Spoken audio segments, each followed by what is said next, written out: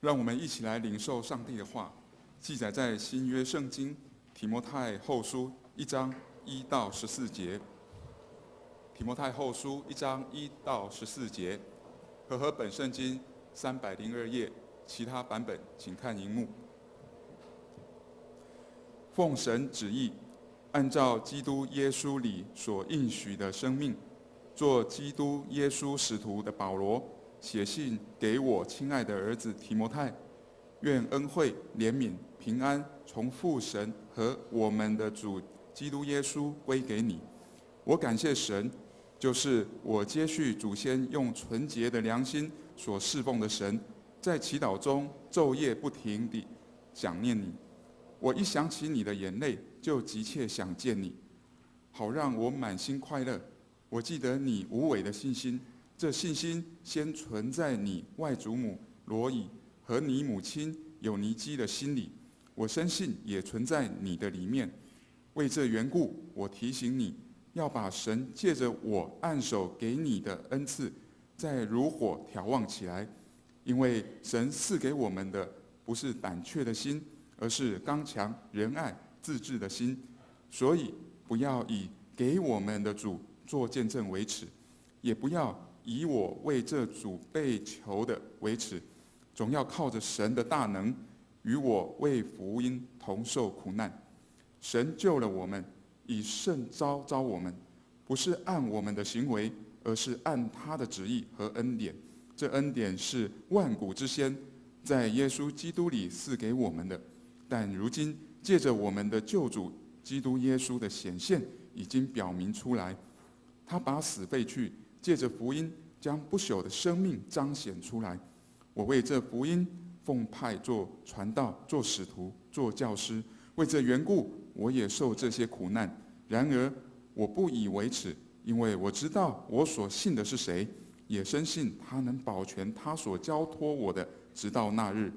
你从我听到那健全的言论，要用在基督耶稣里的信心和爱心，常常守着，作为规范。你要靠着那住在我们里面的圣灵，牢牢守住所交托给你那美好的事。请本堂许牧师来讲道，题目是“燃烧不息，燃烧不息”。我们一起同心来祷告。全能的阿爸父神，我们满心感谢你，让我们再一次聚集在圣殿当中来敬拜赞美你。求你的话语再次进入到我们的心中，让我们来领受你那丰盛的恩典。愿主你的话语成为我们一生的帮助。祷告奉靠主耶稣基督的名，阿们。各位弟兄姐妹，大家平安。上礼拜是中秋节，我想中秋节我们都放了4天的假，在这4天当中，好像也有一个台风来打扰，所以我们就不是过得那么的平静。但是中秋节却是成为我们生活中在台湾一个很重要的一个节气、一个节日。在这个日子里面，不管在外地的工作的人，或是在外求学的人，都会回到家里面再一次的团聚。但是不知道从什么时候开始，烤肉好像跟中秋节就画上了一个等号。中秋节好像没有烤肉就不像个中秋节。上个星期或上上星期，你们有烤肉吗？有，我看到有人点头了。烤肉好像变成是中秋节的一个传统，不烤肉好像不行。可是传统是需要一代接着一代，因为这个传统需要坚持不断的做下去，而且这个传统需要保留原本它的精神和它的意义。我们想想看，在我们的生活当中有哪些的传统？在你的家庭，在你的信仰当中，到底什么是从传统一直留下来的？在我们烤肉的时候，我们都需要生火，要将那个木炭点燃。要点燃这个木炭的时候，一开始很不容易，我们需要有耐心，而且要坚持，而且要小心看顾着，才能使那个火能够点起来。让那个木炭才能够渐渐的燃烧。虽然现在有很多的工具可以让我们很快速的把木炭给点燃，但是重要的是，这些木炭点燃之后，不是到此就结束了，而需要不断的将那个木炭一块一块的加进去，让这个炭火可以维持一定的温度、一定的热度，才能让你等一下的烤肉那个火能够足够。所有的事情都需要有人起头开始来做，更重要的是有人看见了会接手继续去做，也有的人会听到别人诉说，然后去告诉别人。所以不论是起头开始做的人，还是接手做的、听见的，都需要相信，而且要明白他为何要做这些事，为何要这样子来付出这个行动。台湾基督长老教会在过去的100多年的历史里面，有许许多多的事都有人做一个起头。在1954年，台湾基督长老教会的第13届南部大会，那时候的总干事是黄武东牧师，他提出了一个以台湾宣教为题的一个研究报告。在这报告里面，他指出，在当时台湾的324个乡市镇当中，还有161个乡市镇没有教会。这个没有教会指的是没有台湾基督长老教会，而且那时候的信徒的人口数只占全台的人口数的0.72% 而已。所以他那时候在这个报告当中，他说，在过去的这90多年的宣教的这个历史里面，实在是还需要检讨反省的。所以在那个时候，就在南部，他们就提出了一个全台归主的一个传道的一个方案，而且在这个方案里面，慢慢的形成了一个共识，就成为了一个社教100周年纪念教会的备家运动。这个案子提出来之后，他希望全台的所有的教会都应该把握时机，积极的去传道，并且去广设教会，让教会和信徒的数量都能够加倍的增加，并且以10年为一个期限，作为100周年纪念大会、纪念礼拜的一个奉献的礼物。所以那个时候，他们就有了成立了一个总会，就成立一个委员会。在1959年第6届总会里面，就决定设置了一个 PKU 备家运动的一个委员会。而且定名为福音来台100周年纪念教会备家运动。我想在座的很多弟兄姐妹都有参与在那个时候的一个备家运动当中，你们应该印象很深刻。那个时候总会所定出来的，其实有4个方向、4个层次。第一个是对于信徒，第2个是对于教会，第3是对于整个宗会，第4就是总会。他这样分层里面，希望每一个层次里面的人都能够负责去做一些事情。对于信徒来讲，他实施了献心，献出你的心；第2个献金，努力的来奉献；第3个献功，就是来服侍、来做工的一个3线运动。而教会呢，它要强化聚会的内容，在周间要有很多的聚会，并且呢，要在适当的地点来设立教会。宗会呢，就要以各种宣传的方式来说明备家运动，并且唤醒信徒呢之间的关心，要筹募经费，并且呢协助开设教会，并做训练教育的工作。总会呢就要来联系这所有的事情，规划及提供宗会、教会所需要的资源。经过了这一段时间的努力，在1964年的年底就达到了备家运动的目标。如果以单指平地教会，原本只有233间的教会，增加到466间，而信徒的人数从59000多人增加到102000多人。如果加上原住民教会的信徒，就达到了179000多人，超出备家运动的目标。这是上帝对台湾极大的祝福。在1965年的时候，我们可以清楚看见这个祝福临到台湾。那么在现今的我们，我们应该如何让这个福音能够继续传扬出去呢？我们应该如何来做呢？在保罗今天的书信当中，他再一次的提到自己是耶稣基督的使徒。这个使徒的身份，也就是他所领受到的恩典。保罗在前往大马士革的路上，他准备再一次的去迫害、去追杀耶稣基督的门徒的时候，在那个路上，他被主耶稣所光照，光照了他的生命就开始改变。保罗是真实的去经历到主耶稣，并且与主耶稣相遇。保罗先前在哥林多、在以弗所、在哥罗西等等的教会，他那时候也都有表明，他是根据上帝的旨意，是奉上帝的旨意去做使徒的，而且在这当中，他受到了许多的苦。但是在今天的书信当中，他再一次说明，他是奉上帝的旨意做使徒的，表示保罗不单单只是遵行上帝所发出的命令，他更根据上帝所显示给他、启示给他的命令，去做上帝使徒的职分。保罗不但有上帝的启示，他更加的深深的明白上帝的心意。保罗是一位真正听从上帝差遣的仆人，而且他忠心的去做他应当做的事情，领受了这个职分、这个使命的这个恩典。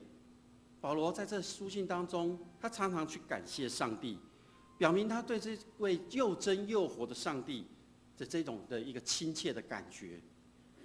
而且保罗很清楚知道，上帝是随时在他身旁帮助他的。所以在今天的书信里面，保罗从3个方面来感谢上帝。第一个，他说他是他的祖先的上帝；第二个，他是用良心清洁侍奉的上帝；第三个，是在他患难的时候，他来祷告的上帝。这个上帝是他祖先的上帝。保罗是个标准的犹太人，而上帝是犹太人历代以来所敬拜的神，而且是一位信实可靠的神，他能够眷顾保护犹太人。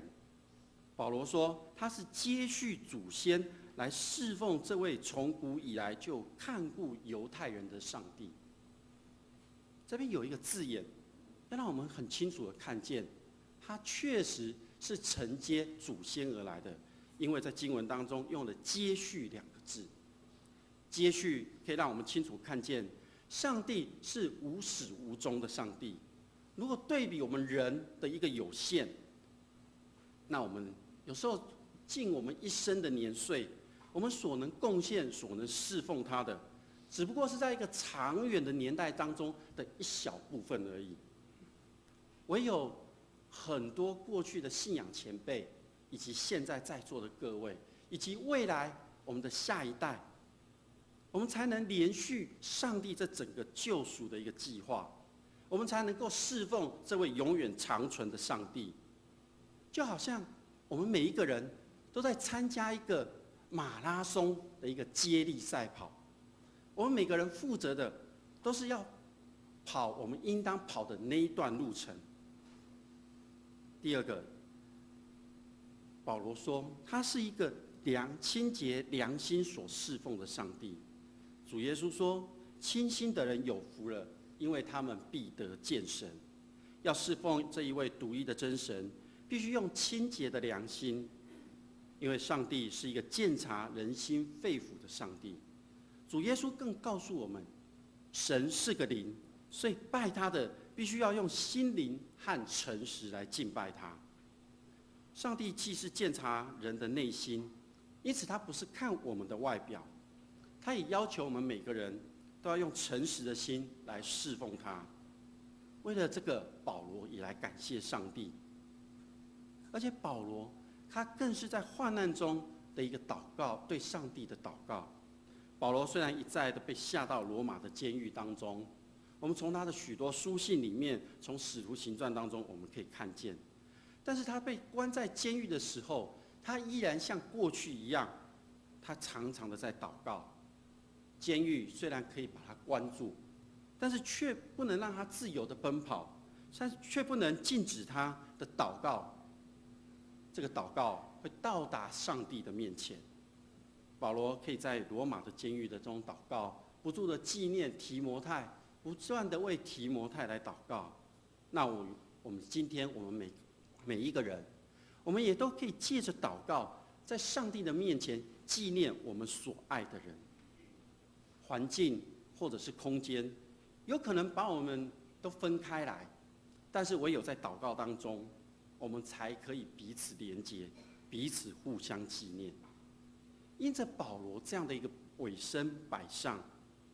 将福音就传开来了，就建立了教会，使历代以来许多人的生命得着那丰盛的应许。在基督耶稣里面，生命得着应许，而做耶稣基督的使徒。这个生命的应许，指的是耶稣为我们受死，叫信的人得生命。主耶稣说：“我来是要叫人得生命，且得得更丰盛。”所以保罗在今天的经文一开始说，生命的应许，指的是耶稣基督带来的救赎，使我们可以因信而得着一个新的生命，支取了这样的一个有盼望的应许，让我们将来有份在上帝为我们预备的那个美好的一个地方。这就是凭着恩典，而不是凭着行为所得救的一个福音。这就是你和我所领受到的这个恩典。但这个恩典的起源是来自于上帝的恩典。那我们迦南教会的历史呢？我在这里，我找到了过去我们在30周年的时候，以及31周年的纪念特刊，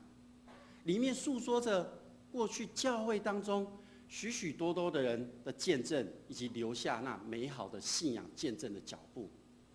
在40周年的时候，我们又出了一本。然而，我不知道各位对于我们迦南教会过去的历史里面，我们记得多少？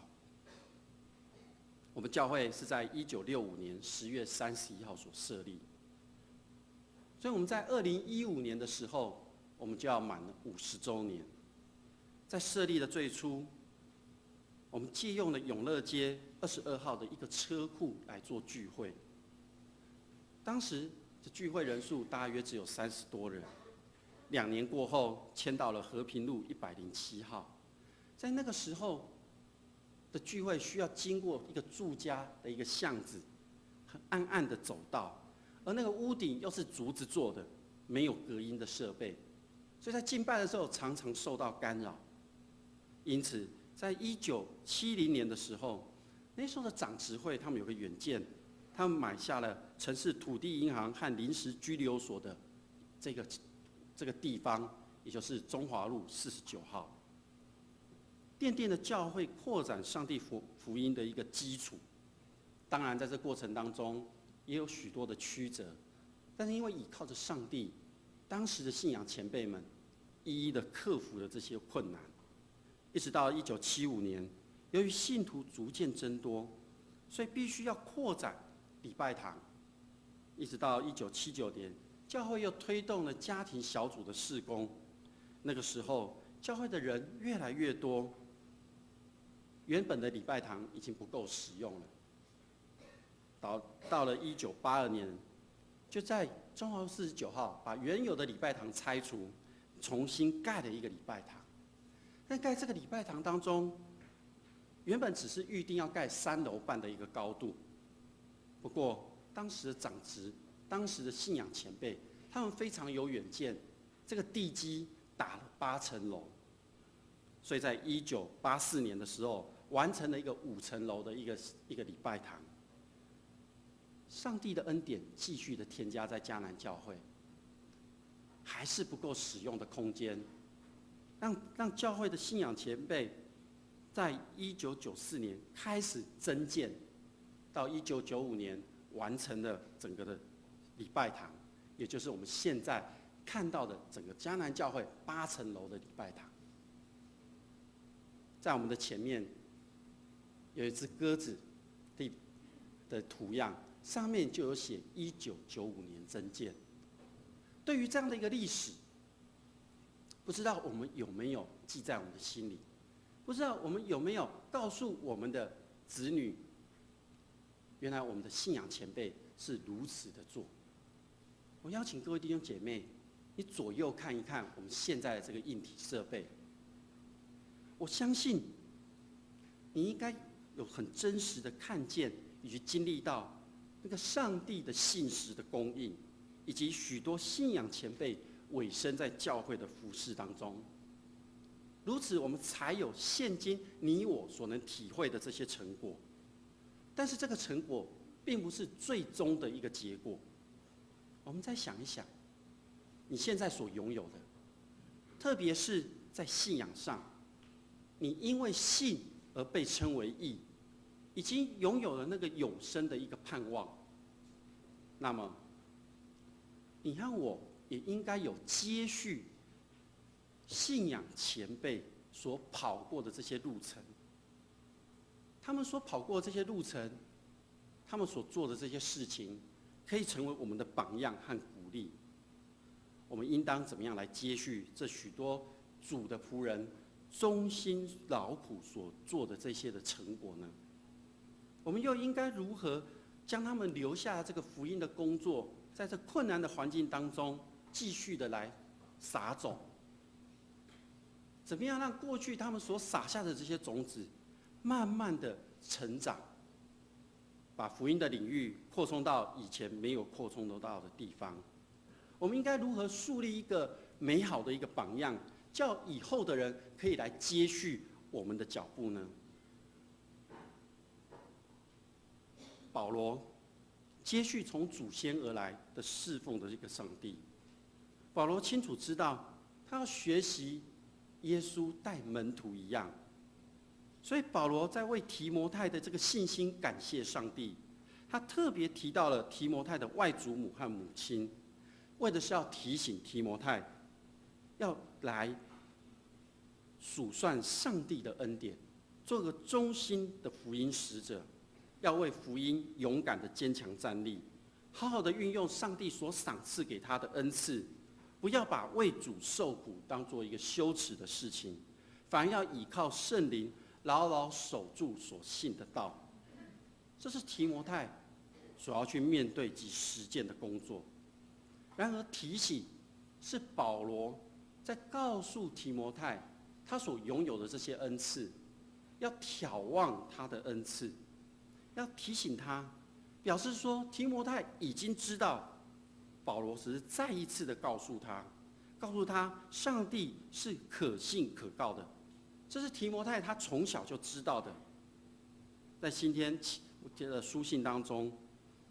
有可能我们提摩太在服事的过程里面，他遇到了困难，他灰心沮丧，但是提摩太他清楚的知道上帝那个奇妙的作为，信实的应许，所以保罗再一次就来提醒他要明白知道。但是他这个提醒不是责备他，不是看轻他，人都有软弱的时候。他可能在提醒提摩太，你有可能软弱，但是在软弱当中，他用简单的话语提醒了提摩太。这个普通而且简单的话语，对提摩太来讲，可以产生很大的力量，叫他得着能力，胜过他目前的挑战和试探，如火挑旺起来。保罗在这里用火渐渐的不旺盛来做一个比喻，表示他所领受到这个恩赐呢，有可能因为他灵性上面的一个消沉，而不能做很好的应用。当炭火烧得很旺的时候，如果我们在烤肉的时候，我们会常常发觉，好像火烧了一阵之后，好像火的热力就不是那么够了。如果我们仔细观察，在那个木炭上面会有一层白白的灰，所以当它烧过一段时间之后，这个灰产生了，我们必须把这个灰除掉。除掉之后，让木炭可以再度的接触到空气，它的火就会旺盛起来。我们在属灵恩赐上的运用也应该是如此。我们应该有那样的一个心，放在上帝的面前，让上帝来燃烧我们。而我们遇到困难挫折的时候，我们应该回到上帝的面前，让圣灵自由的来使用的我们。如此，我们对于爱主的这一个火，才能够被挑旺起来。并不是说我们原来没有那个恩赐，而是我们每个人原来都有上帝给我们的恩典在这当中。挑旺不是继续的把炭火加上去，挑旺是把我们眼前的障碍来到上帝的面前，把它去除掉。如果我们接受了更多的上帝的恩典，如果我们开放我们的心，让圣灵进驻到我们的心中，那么我们就有能力来应付我们所面对的这些挑战。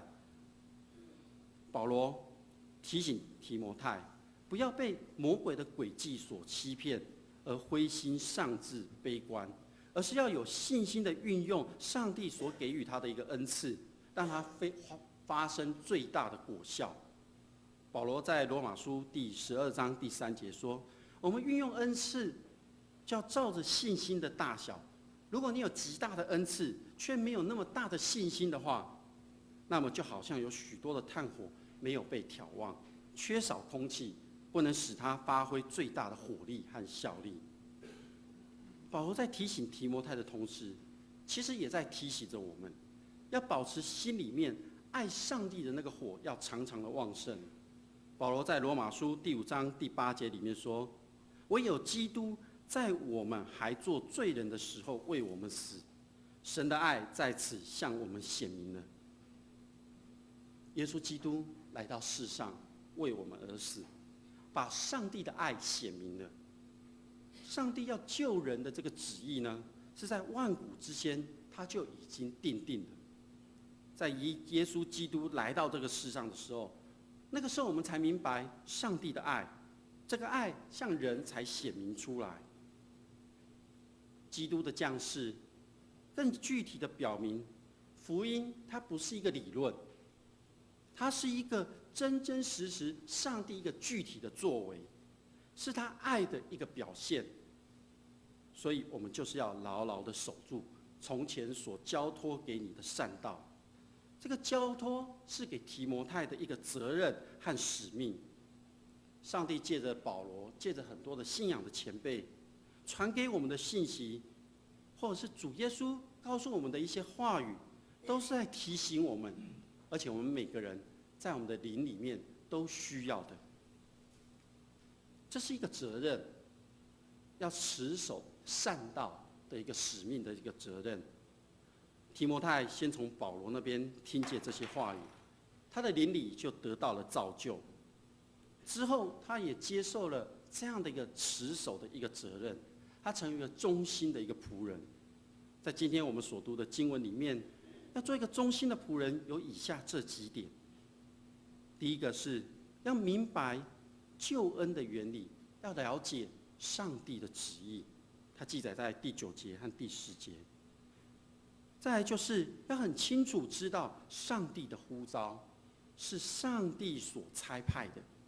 记载在第11节。而且我们每个人都要忠心的在上帝的托付当中，要甘心乐意的为了福音的缘故来受苦。很重要的是，你要知道明白你所信的是谁，而且要对上帝有坚固的信心和认识。当然，保罗再一次提醒提摩太，他所要传的道是要纯正的话语，并且要用信心和爱心守住上帝的道，而且要依靠圣灵来做事情。教会在过去的这个历史当中，有许多的信仰前辈依照着这样一个忠心仆人的一个模范，持守着将福音传扬出去。